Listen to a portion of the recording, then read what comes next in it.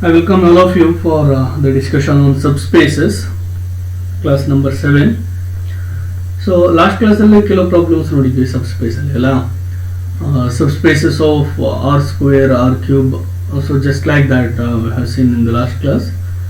So this class we are going to look into few more subspaces of different vector spaces. R ಬಿಟ್ಟು ಬೇರೆ vector space ತಗೋತಾ ಇದ್ದೀನಿ. Actually I will be taking the vector space of all matrices. Okay, only two vector spaces I am basically considering. One is the R or its products, and another one is matrices.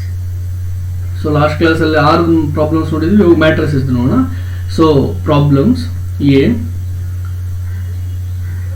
and the problem heading is common. Show that the following are subspaces of the given vector space. So S to B set of all matrices capital A belongs to M n of F such that A is a diagonal matrix. A is diagonal, we can write.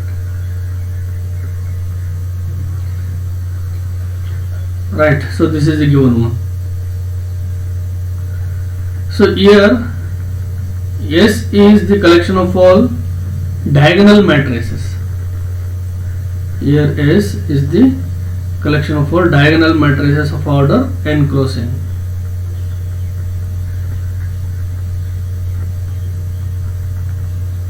A is diagonal. And what is V? V is M n of F. So this denotes collection of all matrices of order n cross n. Collection of all matrices of order n cross n. So V is the collection of all square matrices and S is the collection of all diagonal matrices. So V is the collection of all square matrices.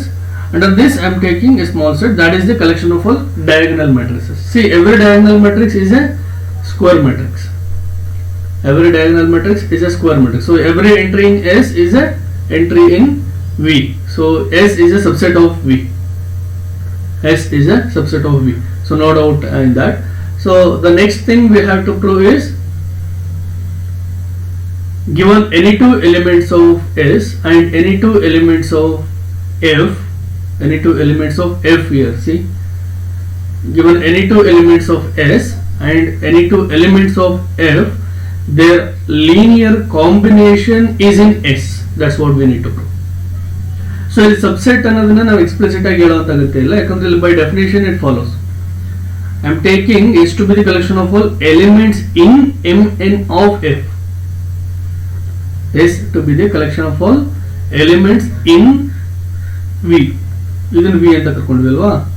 So elements in V satisfying some particular condition.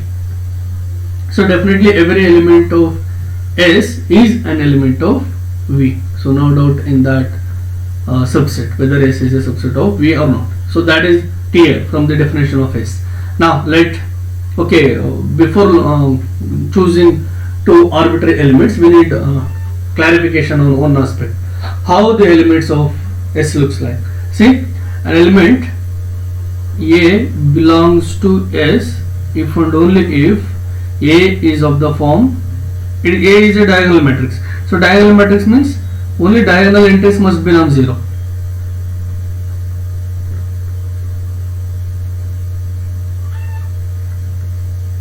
It should be of this form. 0, 0, 0. So finally A n n. So an element of S will be in this form and every element of this form will be in S. So A belongs to S if and only if A is of the form that is given as shown here. A is a diagonal matrix, you can say. Now let U comma V belongs to S and alpha comma beta belongs to f be arbitrary. Whatever this f may be, whether it is a real field or a complex field, we don't worry about it, but we choose two arbitrary elements of f. Then u will be of the form a11 0 0 0 a22 0 so on 0 0 ann. Similarly, v will be of the form b11 0, okay, let us take one more 0 0 0 b22 0 0 0 0 0, okay, bn. U and V are in S, so they are diagonal matrices. Now alpha u plus beta v, alpha u plus beta v equal to alpha into u a11 0 0 0 0 a22 0 0 0 0 0 ann plus beta into, we have to write matrix V, b11 0 0 0 0 b22 0 0 0 bn. Now multiplying alpha will be getting alpha a11 0 0 0 0 alpha a22 0 so on 0 0 0 alpha an plus beta b11 0 0 0 0 beta b22 0 0 0 0 beta bn. Now adding these two, we will be getting alpha u plus beta v to be alpha a11 plus beta b11 0 0 0.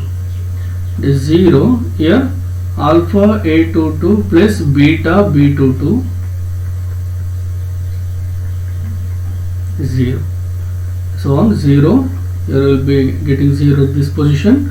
So here the last element will be alpha ann plus beta bn, which is again a diagonal matrix and hence belongs to S. Thus S is a subspace of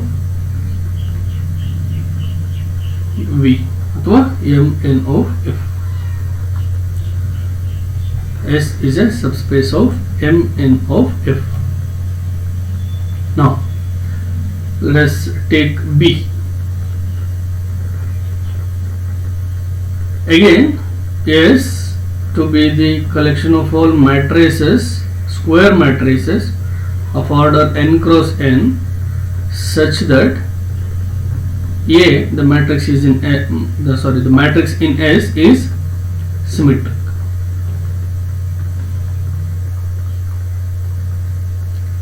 So unit 1 you have studied what you mean by symmetric, skew symmetric, and some properties. That is, sum of two symmetric matrix will be symmetric again. So that property is very much important here. Okay, solution. Here see, a matrix A belongs to S if and only if A is symmetric. That means if you take any symmetric matrix of order n cross n, then it will be in S. Any symmetric matrix of order n cross n will be in S. Similarly, if you take any element of S, then it will be a symmetric matrix of order n cross n. So that picture you must have in your mind. Solution: S is the collection of all matrices such that A is symmetric. The matrix considered A should be symmetric. Okay, now let U comma V belongs to S and alpha comma beta belongs to F be arbitrary. I am taking two arbitrary elements of S and F. Then what you can say about U and V? They are symmetric matrices. Then U comma V are symmetric matrices. Symmetric matrices of order, you can simply write n. It is understood that it is n cross n, or you can write of order n cross n. And the properties now I have to recall is, if A is okay, if A and B are symmetric, then for any scalar alpha A and the sum alpha A plus B are all symmetric. This property we need to recall, right? Okay. Now alpha U plus beta V equal to alpha U plus beta V equal to, okay, let us write U to be, okay, this, even if you take U in this form, matrix form will use agalla. Okay, this we need to do in a different way. U and V are symmetric. Okay, by the properties of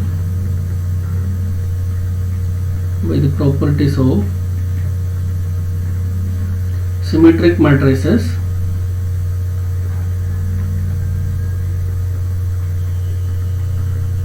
U comma V are symmetric. U comma V are symmetric implies, see, U is a symmetric matrix multiplying a scalar, that is alpha U, and similarly V is a symmetric matrix multiplying a scalar beta V are symmetric.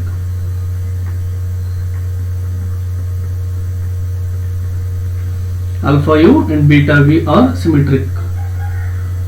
Since sum of two symmetric matrices,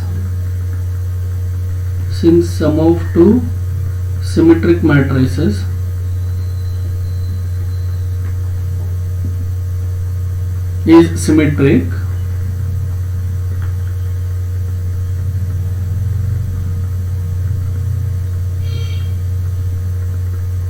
so is alpha U plus beta V.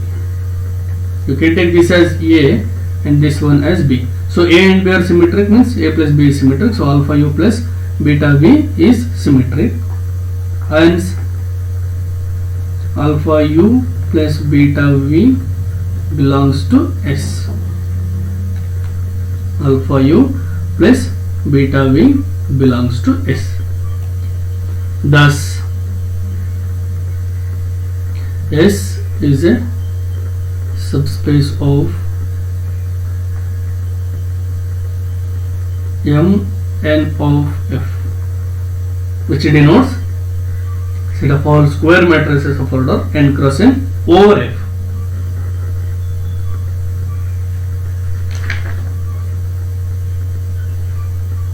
There is one more problem, problem C. this you can try later. S to be the collection of all matrices whose trace is 0. So for any matrix A11 0, okay, A11, A12, A1n, A21, A22, A2n, and so on, AN1, AN2, and so on, ANN. These are called diagonal entries for which I equal to j. These are called diagonal entries. The sum of diagonal entries is called trace. Sum of diagonal entries is called trace of A.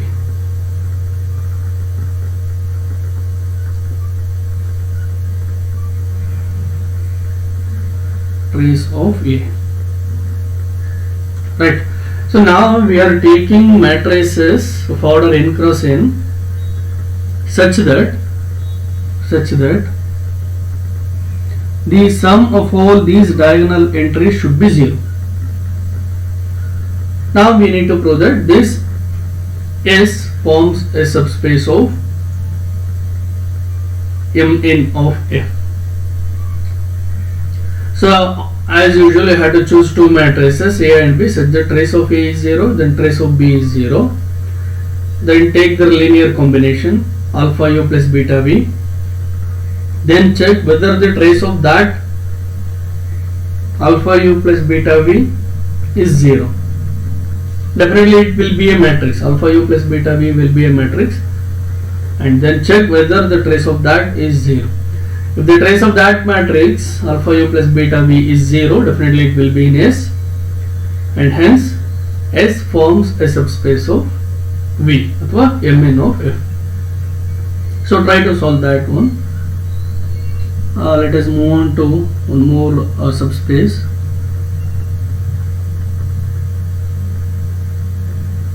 D, the collection of all elements of R power 4 A, B, C, D such that A equal to B plus C plus D, and it is explicitly given as V to be R power 4 and F to be R. So this is the subspace S, the subset. Now we need to prove whether it is, it is a subspace of R power 4. Let's see. S is the collection of all 4 tuples A, B, C, D such that it is obvious that A, B, C, D are real numbers because F is R, such that first coordinate is the sum of next 3 coordinates. So totally there are 4 coordinates. First one is the sum of other 3 coordinates.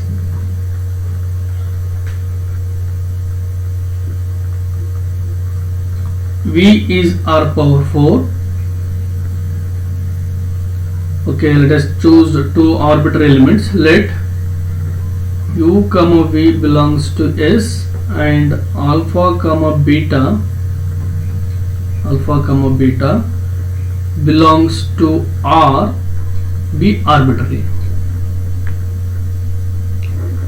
Then U will be of the form A1 comma B1 comma C1 comma D1 such that A1 is the sum of B1, C1 and D1, and V will be of the form A2 comma B2 comma C2 comma D2 such that A2 is the sum of B2, C2 and D2.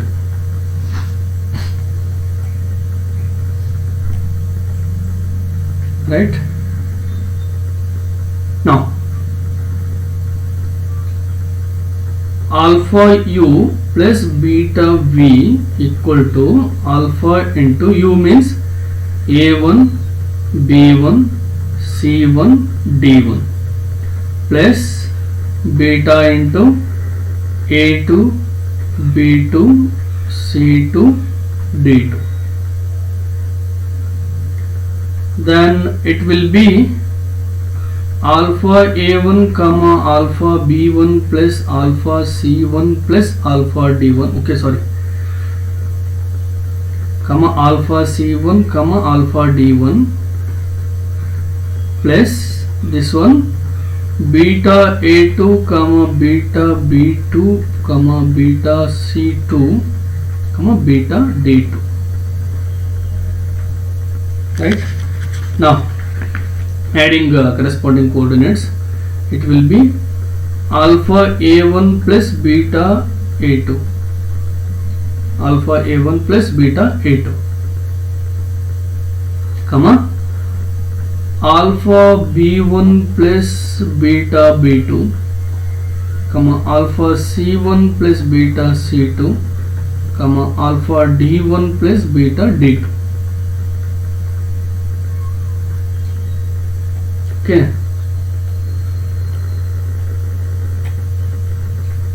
Now what we need to check?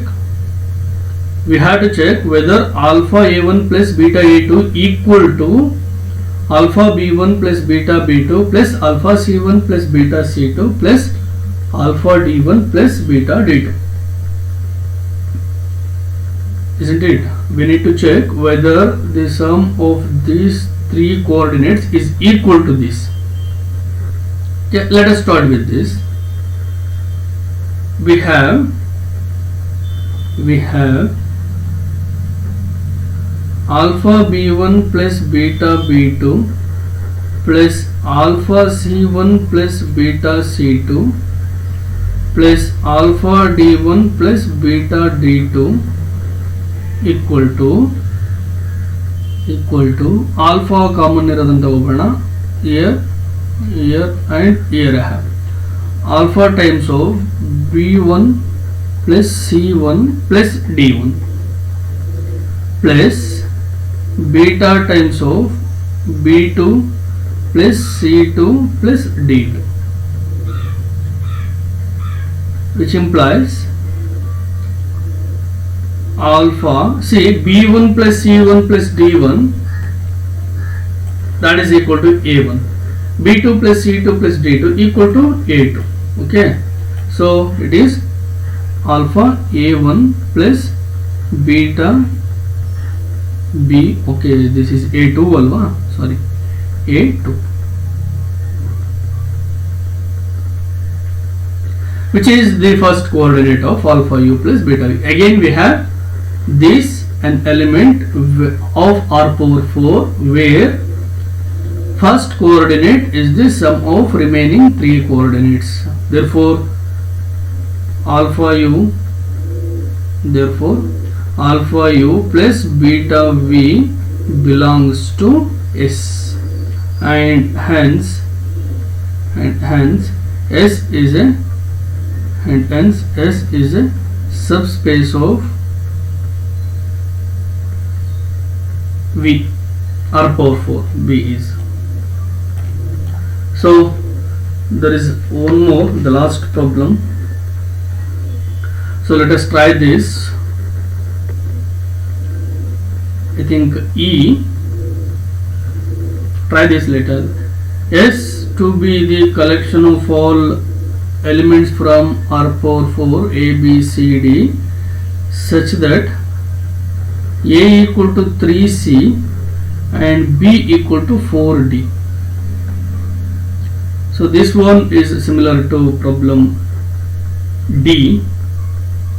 So you are having elements of the form A, B, C, D where A equal to 3C and B equal to 4D. So these two elements are related and these two are related. Definitely it forms a subspace. As usual, V is R power 4 and F is R.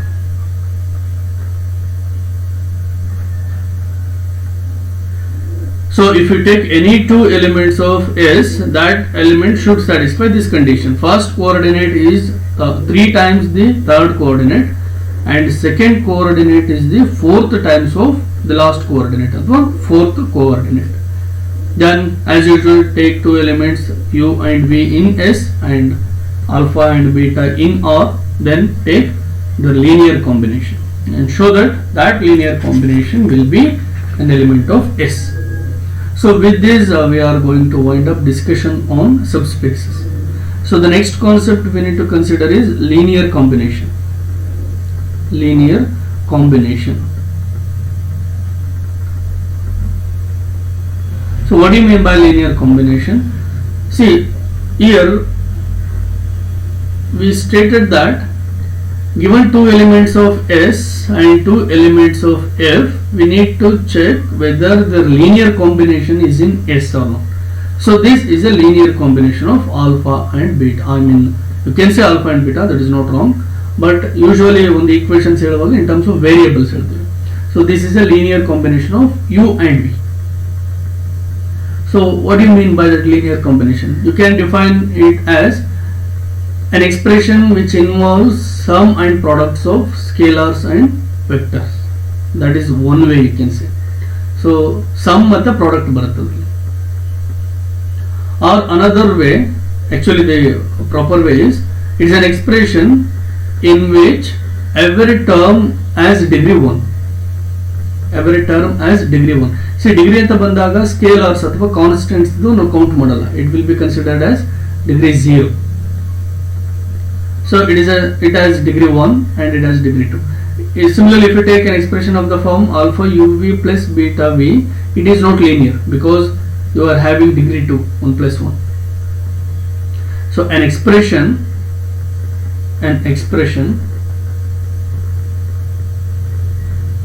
a mathematical expression ಅಂತ ಹೇಳಬೇಕು. Okay, you can simply take an expression in which every term is of degree 1. Every term is of degree 1 is called a linear equation or linear expression